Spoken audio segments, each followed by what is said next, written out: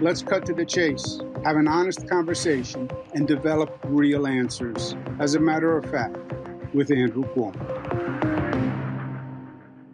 Welcome back to As a Matter of Fact. I'm Andrew Cuomo. Now, we've heard a lot of political stories, and we've heard a lot about election fraud and racial tensions in elections. But there is a situation that really brings it to a new level, frankly. There's a small town in Alabama called Newbern, Alabama. And there's a situation there where a mayor was duly elected, Mr. Patrick Braxton, a black man, to replace a long-serving white mayor. He was sworn in as mayor.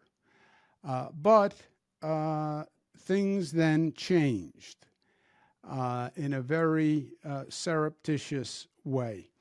And we have LaQuenna Lewis with us today. Thank you very much, LaQuenna, for joining us. LaQuenna runs a social service agency that serves parts of Alabama, including Newbern, but she's gotten involved in trying to work with Mayor Braxton to actually get him into office.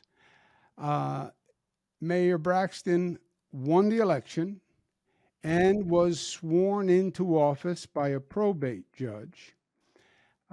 Afterwards, as I understand it, and LaQuenna, you correct me if I'm wrong, the town council met secretly, and they secretly decided to hold a new election, unbeknownst to anyone, including Mr. Braxton. In the special election, they reelect themselves, and they elect the old mayor back as mayor. Mr. Braxton gets locked out of town hall. He went to the bank to change the account over to his control, and he was stopped from doing so. He went to the post office to handle the town hall post office box mail, and the person working there held onto all the official mail and would not turn it over to him. Braxton tried calling the police about being blocked from getting the mail, the bank account, and the police said it was a civil matter.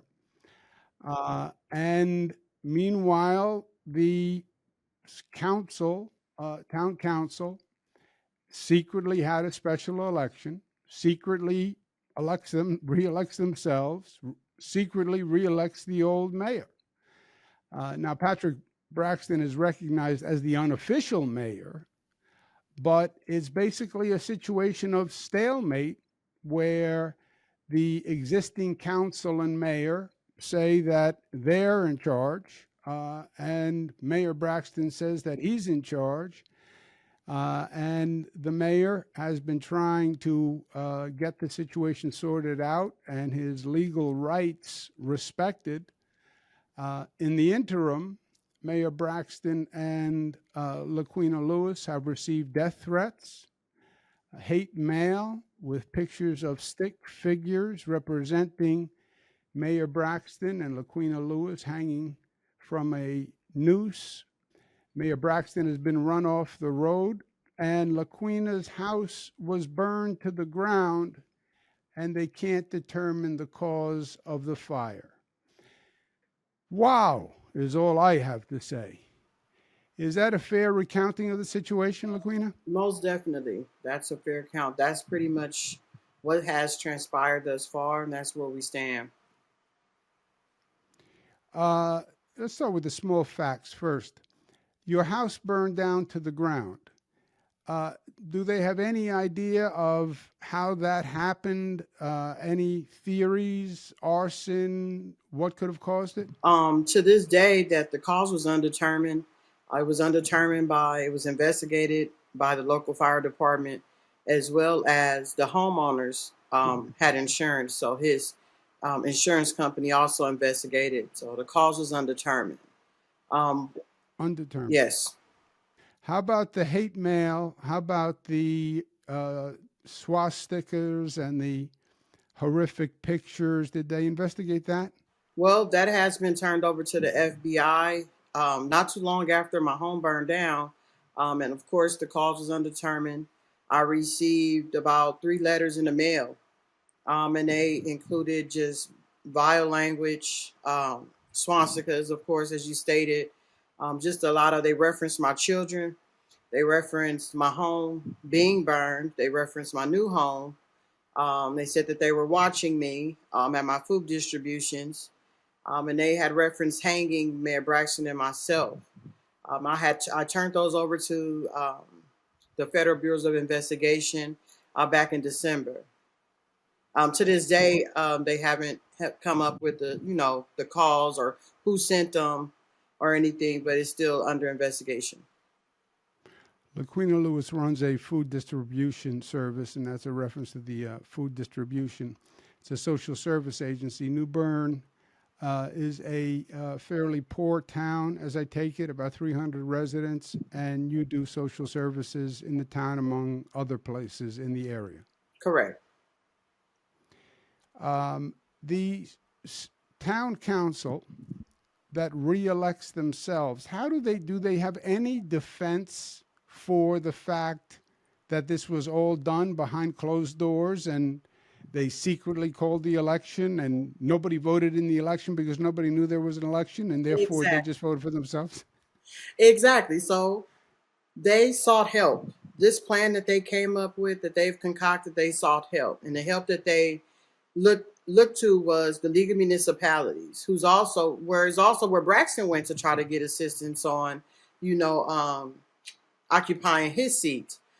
So they went to the League of Municipalities, and the League of Municipalities, according to the minutes that I found, helped them to draw up documentation saying that they were going to hold a special election. And allegedly, they held a special election, but the town wasn't notified. It wasn't posted in any other town halls or the stores or libraries. And in those minutes that I found, they said they made an inadvertent mistake. Even though they acknowledged Braxton as the mayor, they mentioned they made an inadvertent mistake, which is their exact wording, and they never stated what the inadvertent mistake was. But they never told Mayor Braxton there was an election. Nah, not at all.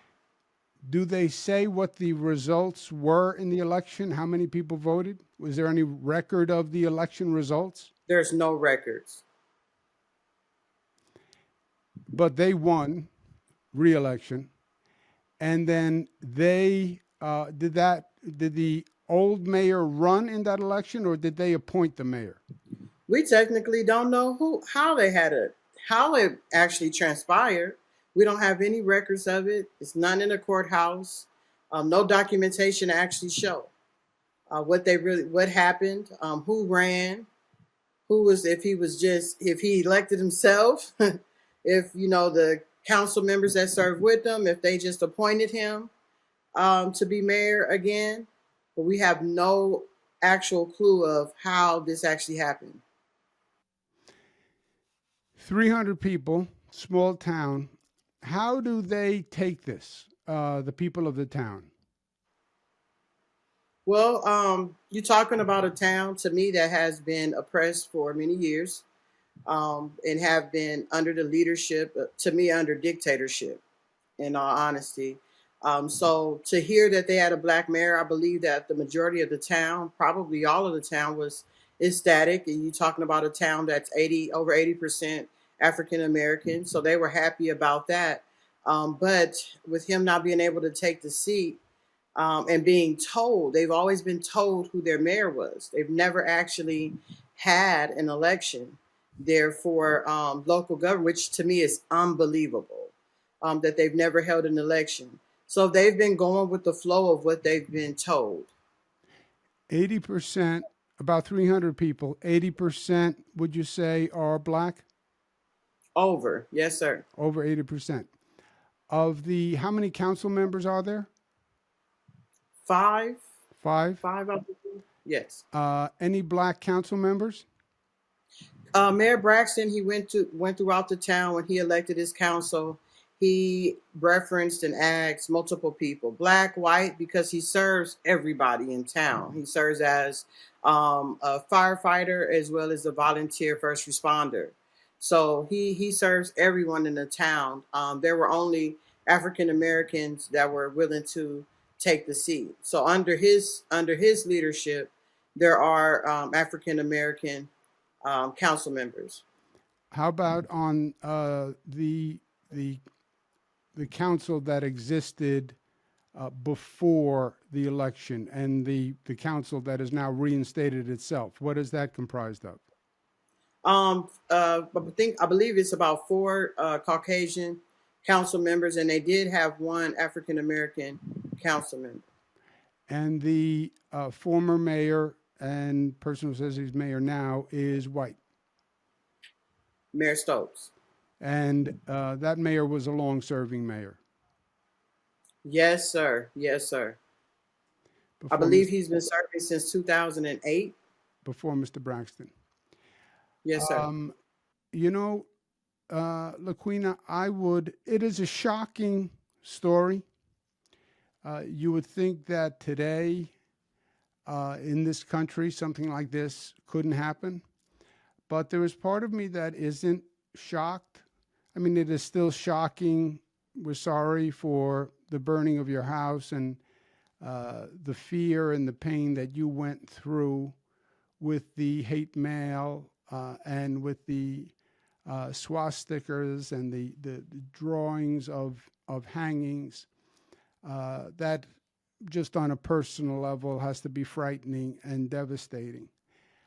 And when you hear it today, it sounds outrageous that that type of behavior could actually exist today.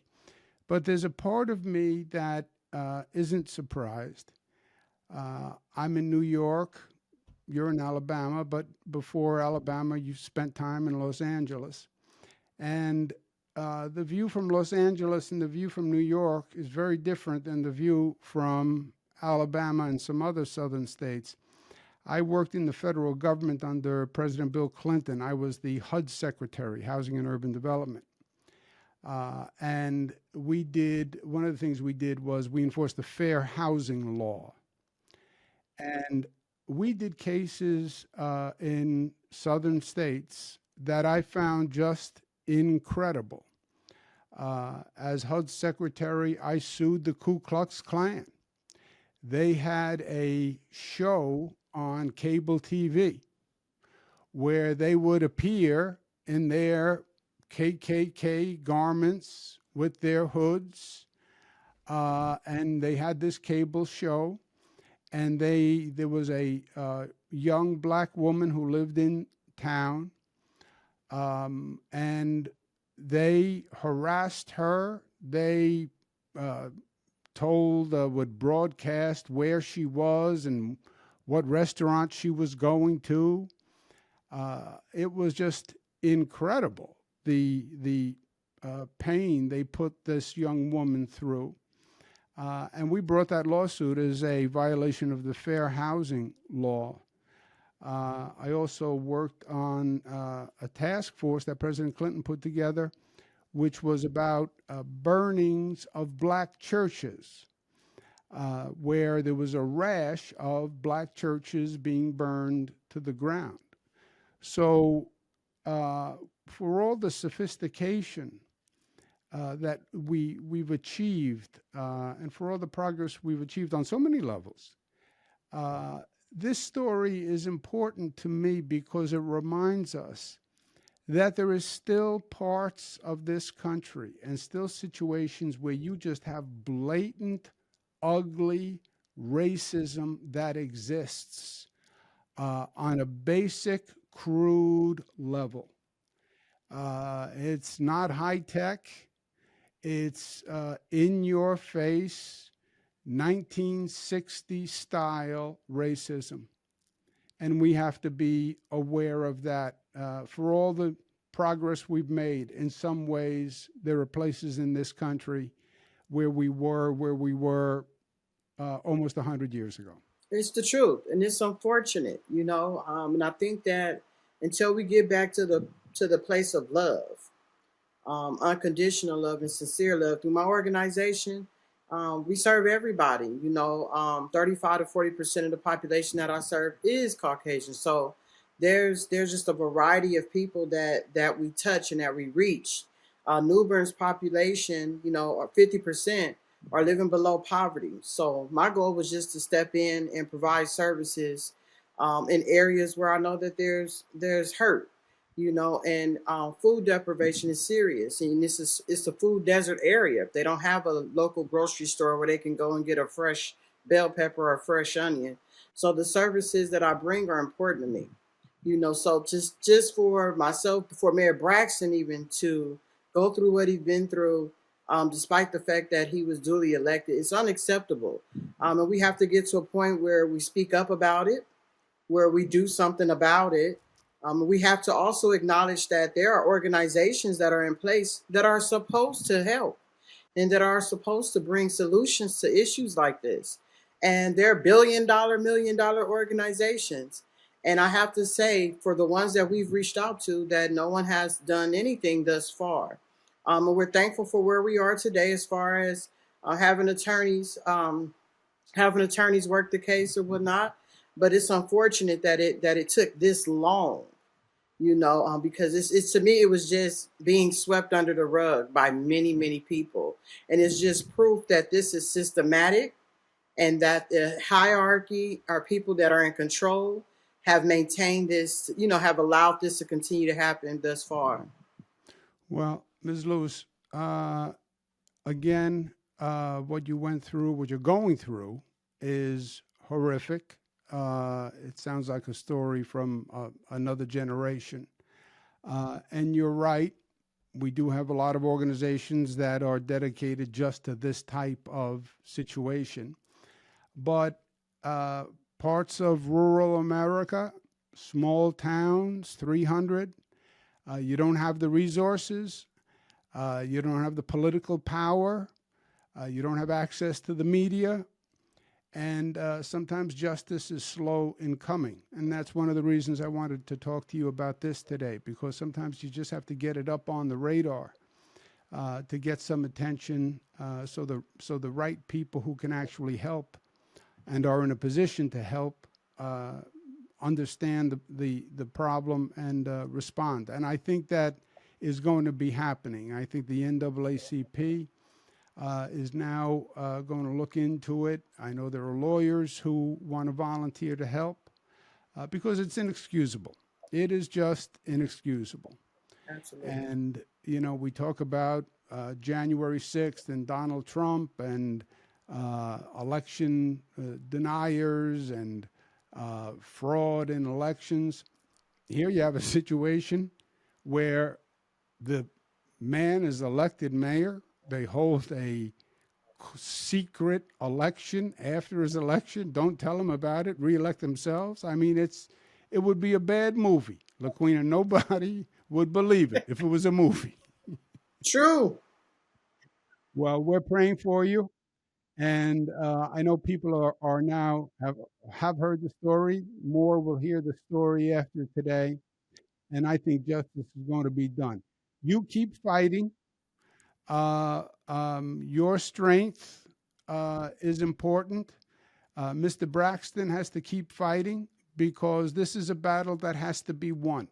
And then it's a story that has to be told because this can't be tolerated anywhere in America today. No, sir. I appreciate you, Governor. I appreciate the opportunity. I thank you for taking the time to shine a light on this issue. It's definitely necessary, and we look forward to solutions. We look forward to justice in this case. Well, you're my hero. If you need help along the way, you give a call. If you want me to come down and visit and help, I can come down and visit. Been to Alabama many times, not to Newbern, but it would be my pleasure. You keep going. Send Mayor Braxton my best wishes, and let us know if there's anything that we can do to help, and we'll stay in touch to see how this situation develops. Absolutely. Thank you very much. Thank you so much. Thank you, LaQuenna Lewis. Thank you. And God bless you for the good work you do and the people that you serve. Absolutely. We also are aware that many people aren't able to actually come out. I thank you for extending a helping hand and wanting to come and be present in this fight. Well, for those that are not able to come out, we did start alabamalove.org. and we welcome them to go and review that, alabamalove.org, and they can come out. They'll be able to see in what ways they can be of support and that they can stand with us in this fight. And I thank you again for this opportunity. I love that name, alabamalove.org. Says it all, Yes, sir. doesn't it? Says it all. Yeah. God bless. Thank you for being with us. Yes, sir. Thank you. Have a great day.